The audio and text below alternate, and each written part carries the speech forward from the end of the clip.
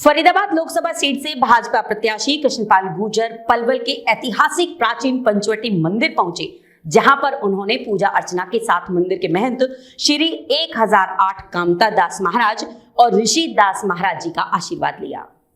इस अवसर पर भाजपा प्रत्याशी कृष्णपाल गुर्जर ने कहा कि हर चुनाव में वह प्राचीन पंचवटी मंदिर में महंत श्री 1008 कामता दास और ऋषि दास महाराज का आशीर्वाद लेने के लिए पहुंचते हैं और निश्चित तौर पर उस आशीर्वाद का उन्हें चुनाव में फल मिलता है। गुर्जर ने कहा कि देश के लोगों ने अब ये मन बना लिया है कि देश में एक मजबूत सरकार बनानी है और एक मजबूत प्रधानमंत्री बनाना है।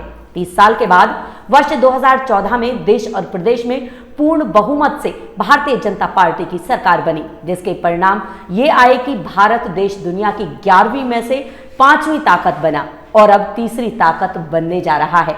इन 10 सालों में भारत देश को वैभवशाली देश बनाया है तो वह देश के प्रधानमंत्री नरेंद्र मोदी ने बनाया है।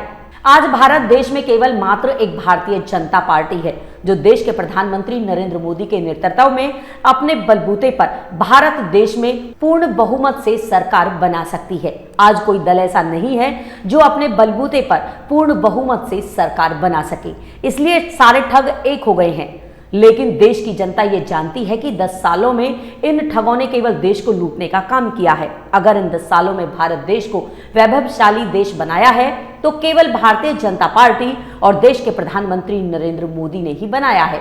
भाजपा ने भारत देश को घोटाले, भ्रष्टाचार और आतंकवाद से मुक्त किया है। भारत देश को आर्थिक रूप से मजबूत बनाया है। भारत देश की सांस्कृतिक विरासत को भी बढ़ावा दिया है। भारतीय जनता पार्टी की सरकार ने 3 तलाक, धारा 370 हटाना, सीए लागू करना और अयोध्या में भव्य राम मंदिर बनाने जैसे अनेकों ऐतिहासिक फैसले लिए हैं। आज अन्य दलों के पास देश के प्रधानमंत्री नरेंद्र मोदी के मुकाबले में कोई चेहरा नहीं है जिसके नाम से ये वोट मांग सके। इसलिए भारतीय जनता पार्टी के सामने कोई पार्टी मजबूत नहीं है, क्योंकि भाजपा ने 10 सालों में देश और प्रदेश में रिकॉर्ड तोड़ विकास कार्य करवाए हैं और सभी वर्गों के हितों को ध्यान में रखते हुए अनेकों जन कल्याणकारी योजनाएं भी बनाई हैं, जिनका अंतिम पंक्ति में खड़ा व्यक्ति लाभ उठा रहा है। हर चुनाव में मैं यहाँ पर आशीर्वाद लेने के लिए आता हूँ और मुझे आशीर्वाद मिलता है और मुझे उस आशीर्वाद का फल भी मिलता है। और निश्चित तौर पे मैंने आज पंचवटी मंदिर में महंत जी का आशीर्वाद लिया है तो निश्चित तौर पर उसका फल मुझे मिलेगा। लेकिन मैंने पहले बताया था, आप लोगों ने मन बना दिया है, देश के लोगों को और इस लोकसभा क्षेत्र के लोगों को एक स्टेबल सरकार चाहिए, मजबूत सरकार और मजबूत प्रधानमंत्री चाहिए। 30 साल के बाद 2014 में भारतीय जनता पार्टी एनडीए की एक सब पूर्ण बहुमत की सरकार देश में बनी 30 साल के बाद, 84 के बाद, और उसका जो परिणाम आया है, देश दुनिया की 11वीं से 5वीं ताकत बन गया है, तीसरी बनने की तैयारी है।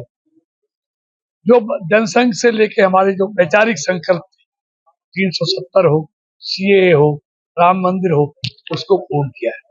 तो आज देश में सिर्फ एकमात्र पार्टी भारतीय जनता पार्टी है जो अकेले अपने बूते पर देश में पूर्ण बहुमत की सरकार दे सकती है, मोदी जी के नेतृत्व में। आज किसी दल की वो हैसियत देश में नहीं बची है जो अपने दम पर पूर्ण बहुमत की सरकार बने, इसलिए सारे ठग इकट्ठा हो रहे हैं। देश की जनता जानती है, इन ठगों ने 2005 से लेकर 2014 तक भी इस देश को लूटा था। अगर इस देश को इन 10 साल में वैभवशाली देश बनाया है तो नरेंद्र मोदी, भारतीय जनता पार्टी, एनडीए की। आज घोटाला मुक्त भारत दिया है, आतंकवाद मुक्त भारत दिया है, भ्रष्टाचार मुक्त भारत दिया है, दुनिया में भारत की शोहरत बढ़ाई है, आर्थिक तौर पे भी देश को मजबूत किया है और देश की सांस्कृतिक विरासत को भी मजबूत किया है। इसलिए इस देश को मजबूती के लिए एक स्थिर सरकार, एक दल की मजबूत सरकार और मजबूत नेता चाहिए, वो बीजेपी है और नरेंद्र मोदी। राम मंदिर का लाभ मिल रहा है भाजपा को, लेकिन निश्चित तौर पर मैंने कहा ना, इस देश में अपनी सांस्कृतिक विरासत को मजबूत किया मोदी जी सरकार ने। राम मंदिर क्या, आप काशी को देखो, आप केदारनाथ, बद्रीनाथ, सोमनाथ, उज्जैन के महाकाल को देखो, सबका जीर्णोद्धार किया जा रहा है, सबको राष्ट्रीय राजमार्गों से जोड़ा जा रहा है। मतलब देश को आर्थिक तौर पे भी मजबूत कर रहे हैं और देश की सांस्कृतिक विरासत को भी मजबूत। आज भारतीय जनता पार्टी के सामने कोई मजबूत नहीं। आज इस देश में भारतीय जनता पार्टी मजबूत है, नरेंद्र मोदी मजबूत है। आज किसी दल के पास चेहरा नहीं है मोदी के मुकाबले का। अगर है तो बताएं देश के लोगों को, भाई मोदी नहीं तो कौन, ये तो बताना पड़ेगा।